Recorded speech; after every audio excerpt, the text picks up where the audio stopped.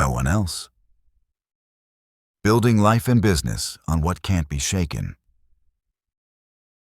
When your arms are empty, but your life feels full of pressure.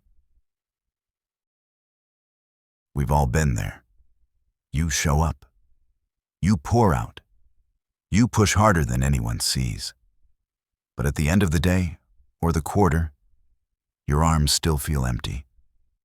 That dream you've nurtured in secret, still unborn. That client you knew was the one, ghosted. That sense of purpose you expected to arrive with success, missing. It's one of the cruelest paradoxes in life and business. You can be surrounded by progress, productivity, even praise, and still feel like something essential is missing. You're not alone in that, and you're not crazy. You're human, and your soul is speaking. The ancient cry that still echoes in boardrooms and bedrooms. Let's rewind thousands of years. A woman named Hannah is aching for a child, living in a world where barrenness was considered both shameful and final. She's faithful, but frustrated. Surrounded by people who don't understand her pain, including her husband and a rival who mocks her, she takes her grief to the only place it makes sense: the presence of God. Eventually, her breakthrough comes. But here's the kicker. Her praise isn't centered on her answered prayer. Her worship goes deeper than her outcome. She says, "There is no one holy like the Lord. There is no one besides you. There is no rock like our God." 1 Samuel 2:2. This wasn't polite religion. This was a soul that had been to the bottom and realized God isn't just the source of blessings. He is the blessing. That truth still holds up in 2025, just as it did in ancient Israel, especially in the high-stakes worlds we lead in today. The myth of more and the danger of else. Look around. What fuels burnout in high performers?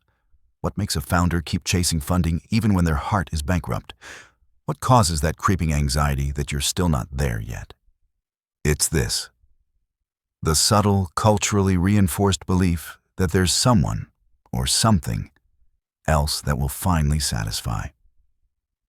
A bigger title, a better pipeline, a more visible brand, a relationship that finally makes you feel enough.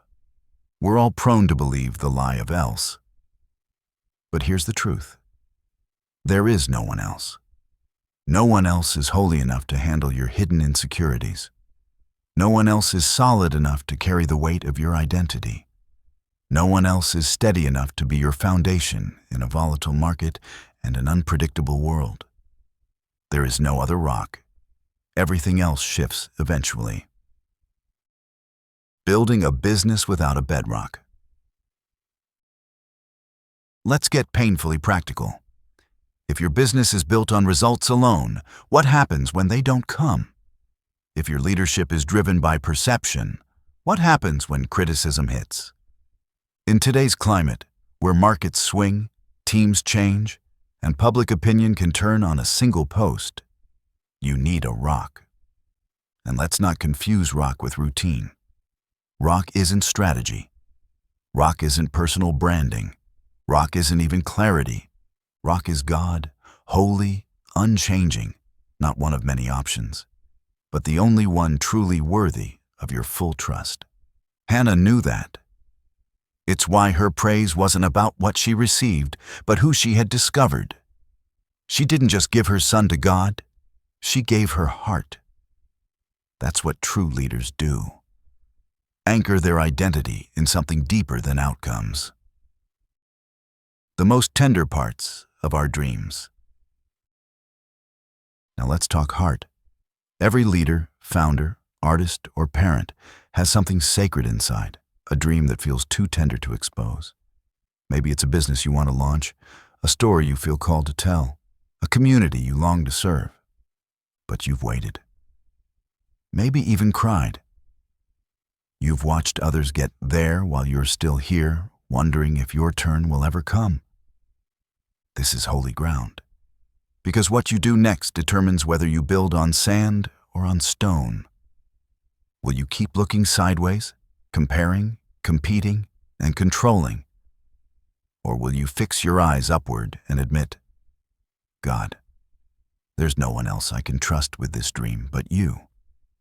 Only God sees the full arc of your story, and only God knows how waiting shapes your character.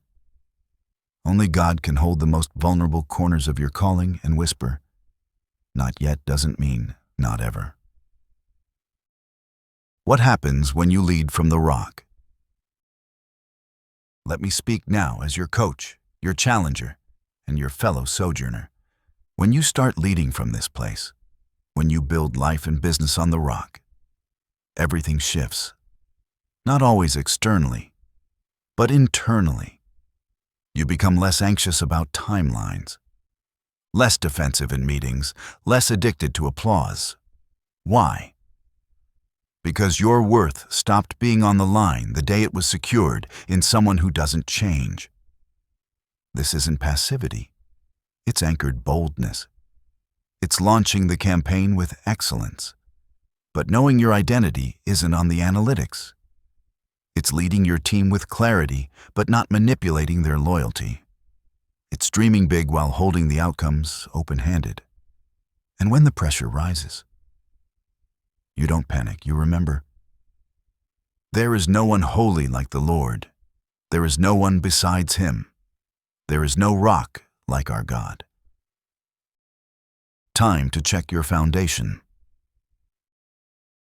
So here's the challenge. Audit your foundations. Relationally, are you expecting someone else to be your emotional center? Are you placing a human where only God belongs? Professionally, is your value tied to visible wins or rooted in invisible worth? Spiritually, are you worshiping outcomes or worshiping the one who stands above all outcomes? Because if your trust is in anything shakable, your peace will always be at risk. But when your trust is in the rock, you can rest, even in the storm. Final word. There's no one else. So today, wherever you are, leading a team, holding a baby, designing a campaign, or waiting on a breakthrough, know this. You don't need 100 backup plans. You don't need everyone's affirmation. You don't even need perfect clarity for the next step. You need the rock. Let that be your starting point. Let that be your strategy. Let that be your song. Because there is no one else, and there never will be.